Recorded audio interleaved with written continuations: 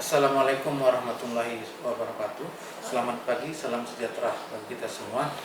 Pada pagi hari ini kami dari kelompok A.2.1 yang beranggotakan Farida, kemudian Rili Noviati, Haji Ridwan, Ahmad Jamroni, Setiawan Kisah Putri, Isna Nada, Dadi Zulfi, Asmiati Sulistianingsi, Dewi Novita, Yuni Midianingsi, Robin Davitra, Rina, Hayatun, Basridi, dan Winarsi.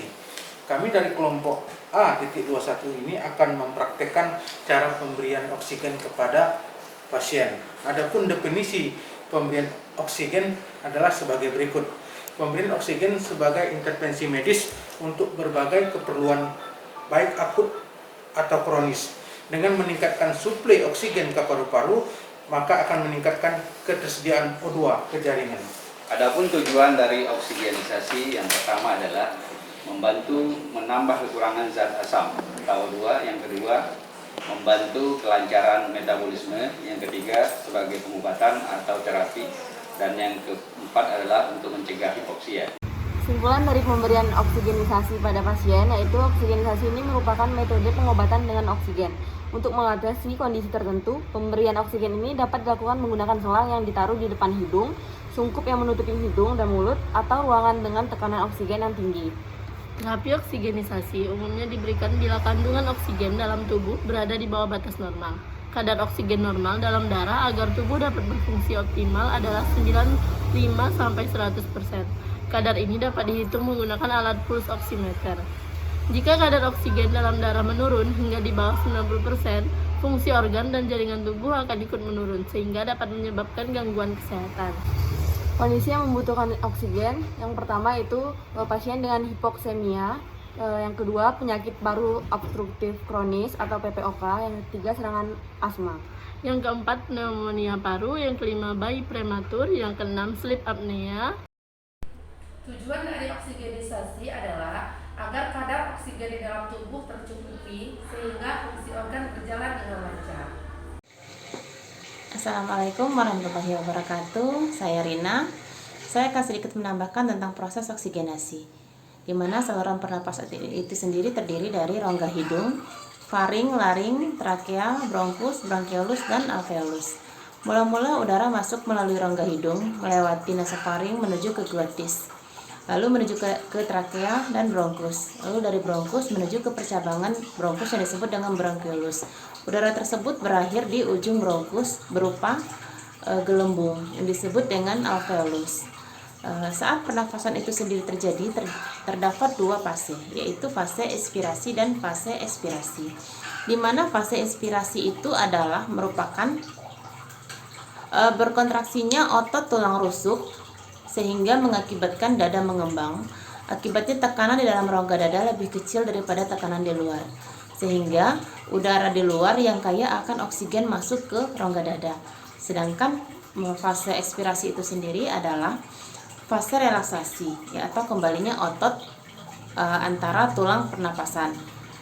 Sebagai akibatnya tekanan di dalam rongga dada lebih besar daripada tekanan di luar rongga dada, yang mengakibatkan udara yang kaya akan karbon dioksida di dalam rongga dada menuju keluar. Demikianlah penjelasan tentang proses oksigenasi dari saya. Terima kasih. Wassalamualaikum warahmatullahi wabarakatuh.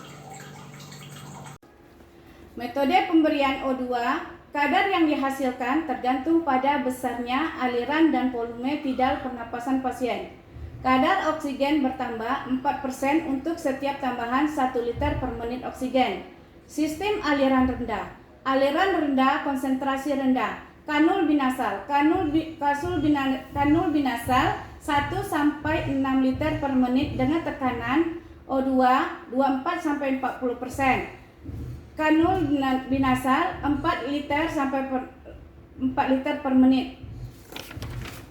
Aliran rendah, konsentrasi tinggi. Simple Flex Max 6-10 liter per menit dengan tekanan O2 mencapai 60%. Liberating max yaitu 6-10 liter per menit dengan tekanan O2 mencapai 80%. non-resting max yaitu 8-12 liter per menit, tekanan O2 mencapai 100%. Bagaimana caranya? Tentukan pasien dengan diagnosa hipoksia, pilih cara yang sesuai, tentukan tekanan O2 tinggi 60%, sedang 35-60%, rendah. Pemantauan klinik kesadaran dan sistem kardiovaskuler. Analisis gas darah, kalau perlu ubah cara pemberian.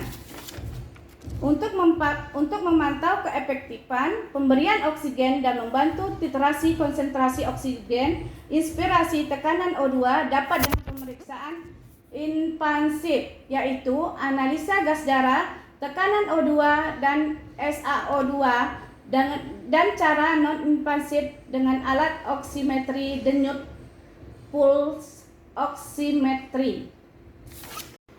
Kriteria pemberian O2 dengan sistem aliran rendah. Kondisi klinik pasien harus stabil, volume tidal pasien dalam batas normal, frekuensi napas normal, tipe pernapasan reguler dan menetap. Baiklah, kali ini saya akan menjelaskan mengenai efek samping dari pemberian oksigen. Yang pertama, dapat terjadi keracunan O2. Keracunan O2 terjadi bila diberikan dalam konsentrasi tinggi dan dalam waktu yang relatif lama. Yang kedua, bisa terjadi depresi ventilasi. Terus yang ketiga, bisa menimbulkan kebakaran. O2 bukan zat yang dapat menimbulkan kebakaran, tetapi O2 dapat memudahkan terjadinya kebakaran. Yang keempat, infeksi. Terus yang kelima, dapat terjadi aspirasi bila pasien muntah.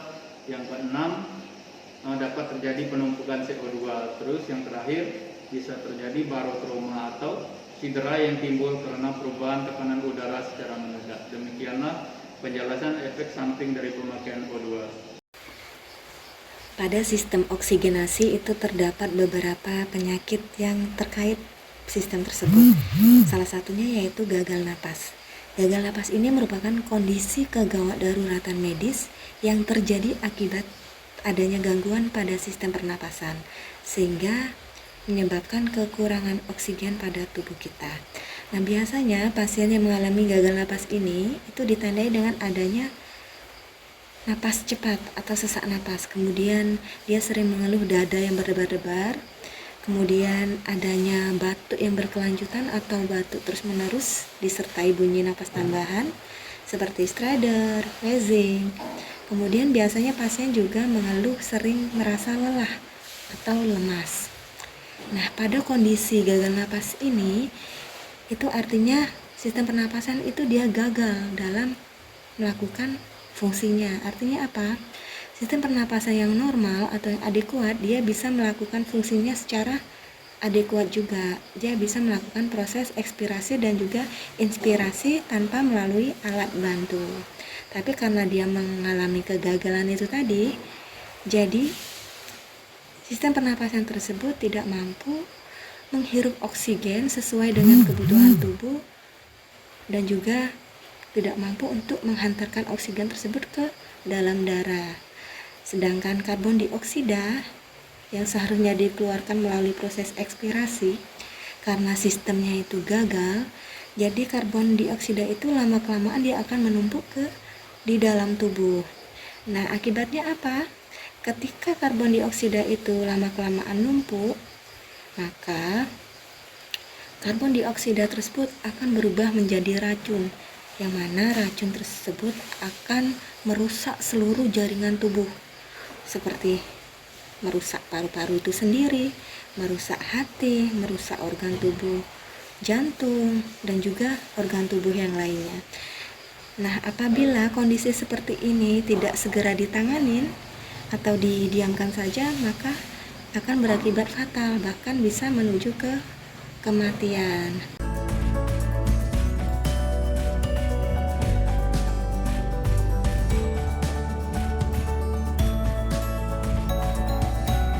Yang pertama kita pastikan dulu oksigennya ada atau tidak, yaitu airnya kita penuhin segini, batas garis, kita pastikan air oksigennya tercukupin, sudah. Yaitu yang pertama kita ada oksigen massa vanuum seperti ini. Kebutuhan oksigennya 1-6 liter. Yang kedua ada simple masker. Simple masker kebutuhan oksigennya 6 sampai 8 liter. Yang ketiga ada non-ready mask, itu dari 8 sampai 11 liter. Yang terakhir yang keempat ada non-ready mask, itu kebutuhan oksigennya 12 ke atas.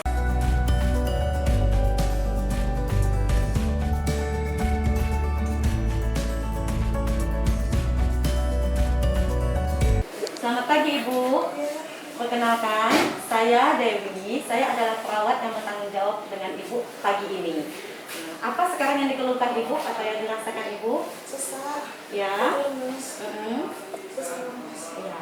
Baiklah, saya mau cek saturasi Ibu dulu ya Bu ya. Kebutuhan oksigen yang di Ibu dulu ya.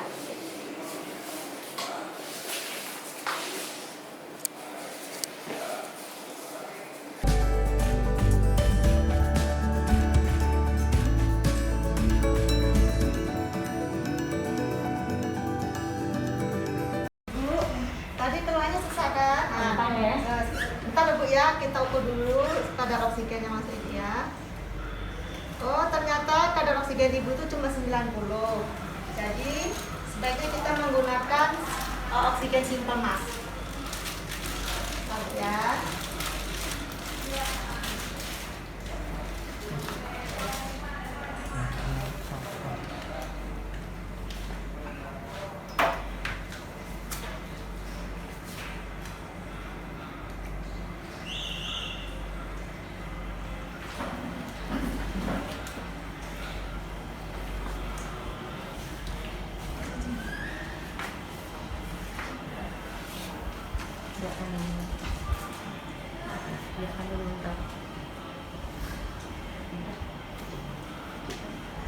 Sudah Bu.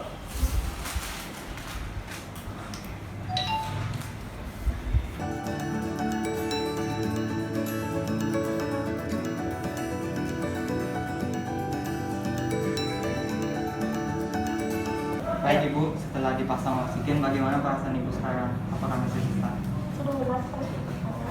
Baik Ibu, kita cek sirkulasi dulu ya.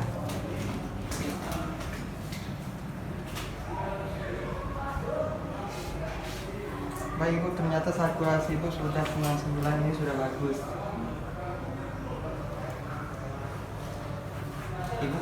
Ibu saya tinggal dulu ya, karena Ibu sudah agak kurang sesaknya. Nanti kalau Ibu sesak lagi Ibu boleh panggil saya ya.